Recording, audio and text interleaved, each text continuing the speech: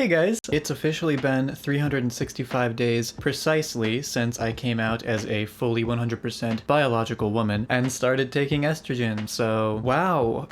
I did not think that I would ever be here, but I am here, so now I have to tell you what it's like, I guess. Look upon me, bask in my glory. Are you scared? I think me from a year ago would be pretty happy with this.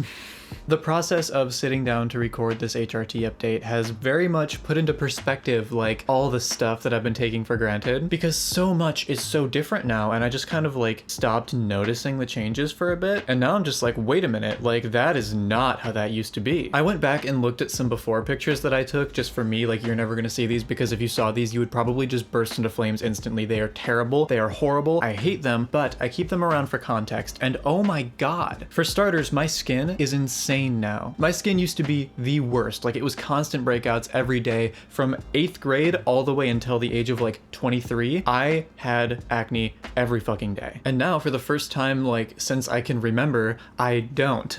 I could never have worn like a top like this. Like look at this. You can look upon my back. It is clear. My chest as well. Well, don't look too far upon my chest. I'm watching you. So that's what I'm most happy with, and it's what I was kind of hoping for the most. So I'm glad that I got exactly what I wanted. But I got a bunch of other stuff too. Guys, they don't tell you this, except for when they hand you like the really long list of things that you have to read and agree to before you can get HRT. But HRT does a bunch of stuff. All the things that they told me would happen on HRT have happened on HRT. On top of my skin going absolutely poggers mode, my hair has also gone poggers mode.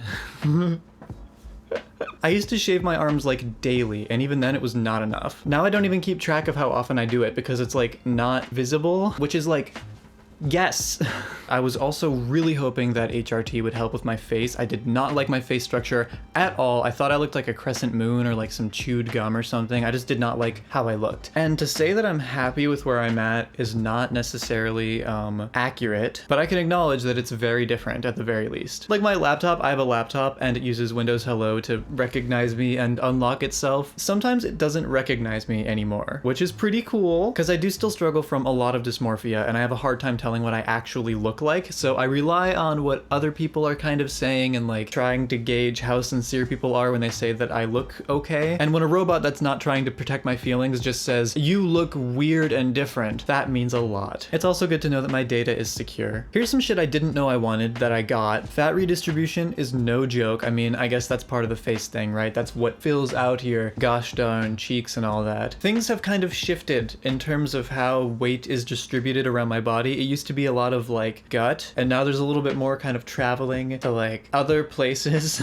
What's interesting is even though I have more like volume now, like, you know, I have tits and like an ass, like more than I did before, and it wasn't bad before, but now it's really not bad. But in spite of having more going on, I weigh basically the exact same. I'm going to guess that has something to do with the fact that I have lost a ton of muscle mass. I am completely useless now. I used to be able to do like 3 pull-ups, now I can't even do 1. It's so validating though. I'm completely useless and I love it. As far as bad stuff is concerned, negative side effects, stuff about HRT that has been more unpleasant than I was told, perhaps, I have basically nothing. HRT has pretty much just been good. I will say that I've been tired and pretty depressed, but there's a bunch of other stuff happening that is not HRT in my life that could very, very easily and in fact likely be responsible for that stuff. So I won't hold it against HRT, but I will say I am tired, I am depressed. That's why there haven't been videos. I'm sorry. But even if this depression and exhaustion are from HRT, I would 1000% do it again. I would do this again even if it was worse than it's been. Even if the results weren't as good, even if like whatever, I would do this again. Any doubt that I had before about whether or not I would do this, gone. Sometimes I still think about like how trans am I, and that's a whole video of its own. But am I trans is a different question from am I going to do HRT? There's no way you could ever get me to go back. I will not go back. I will press the button 1000 times out of 1000. Your girl likes HRT. What could you possibly have expected? Let's talk about Spyro. I was on Spyro for the first 10-ish months of HRT. For those of you who are new here and don't know what Spyro is, it is one of the main testosterone blockers that's prescribed. It's kind of the default one. If you go to like Planned Parenthood or most informed consent clinics, you're probably going to get Spyro prescribed to you. There's a lot of debate in the community about whether or not Spyro is a good blocker or if the side effects are worth it and so on and so forth. I've said in the past that Spyro isn't that bad, but now that I'm off of it and I can kind of see in hindsight, I think Spyro might actually be that bad. That's just me. me, I'm not a doctor, and if you're on Spyro and it's the only blocker available to you, it is so much better than nothing, but the dehydration alone is absolutely not worth it. No matter how hard I tried, I physically could not keep up with the hydration needs that Spyro imposes. At least that was the case for me. I know everyone's body responds differently to HRT, and everyone's gonna have different blockers that work in different ways for them. Spyro might work for you and might not kill you, but for me, I felt like I was dying. So I'm off of that now. I'm on bicalutamide. Bicalutamide has been fantastic. It's probably a coincidence, but ever since I got on bicalutamide and off of Spyro, my shit's been popping off. Titties popping, skin popping, everything has just been fantastic for the last 2 months, which could be purely incidental, but what I will say is that basically my entire life has improved since getting off of Spyro. Lastly, I want to talk about dysphoria and dysmorphia and all of those things.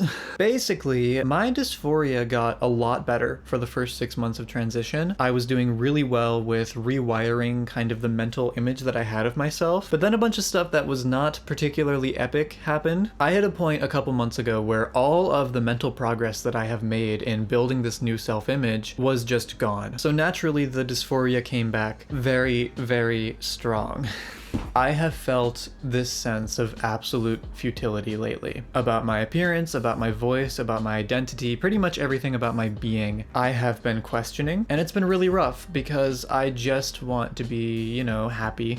I want to look in the mirror and see what other people see when they look at me and remember it when I look away, and I want to see the same thing every time, and I want to like what I see, but that's just not how it works. And every day is pretty much just a battle of like trying to only look at myself when I'm in a good mindset and I can absorb what's really there. Because if I catch even a glimpse of myself when I'm not in a good headspace, the dysphoria is worse than it has ever been. The feeling that I will never be who I want to be and will never actually see myself as that, even if I do become it, is a huge problem. But I have a sneaking suspicion that without HRT and without the progress that I had made before this whole thing that's been happening with me, I don't know if I would have made it through. Because when I get to the very end of my rope, I can look at myself and I can say, hey, you know what? You may not be able to see it or appreciate it right now, but you've been on HRT for a while and things are different now. And as soon as you are capable of realizing it and like acting on it, you're gonna be happy with it. So what I'm saying is sometimes it just takes time for your brain to catch up to your body and to see what's actually there for what it's worth. And that's just how dysphoria works. Trans people who are a lot further along have told me that same thing, and I just try to kind of internalize it and take it with me and hope to God that they are right. Anyway, guys, there's only so much HRT to update you on, but if I missed anything, if you have any questions, just put them in the comments where they belong. If you like me, leave a like. If you simp me, leave a sub. And